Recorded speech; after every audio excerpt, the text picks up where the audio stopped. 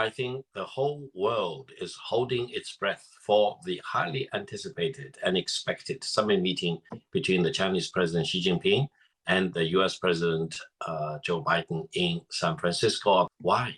Because the bilateral relations between China and the United States is so important. It has a direct bearing on everything in the world of today. And there is really a very important turning point, whether China-US relations will turn towards greater normalization and improvement or turning in the direction of greater deterioration. And this turning point, whichever direction it eventually goes to, will have a deciding impact on global peace and development.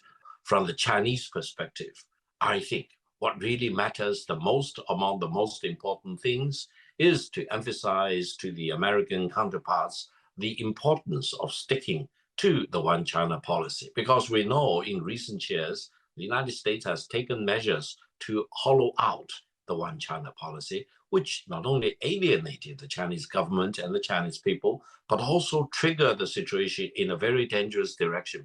From the US perspective, they have a long list of things that they want China to do. For example, continuing buying the US Treasury bond and try to coordinate with the United States in terms of relaxation of tariffs on the Chinese export to the United States and US exports to China, etc., mostly initiated by former President Trump. There are many, many other things that China and the United States should talk about, should compare notes, should try their best to coordinate. And fundamentally, I hope through the summit meeting, there will be a realization, if not consensus, that China and the United States should not be viewing each other as enemies or rivals, for example. The world is big enough to accommodate both China and the United States in a cooperative way, rather than trying to get to the other's jugular. Even though the US government over the past several years have proven themselves to be capricious, changing, they talk in one way and they walk in the other way.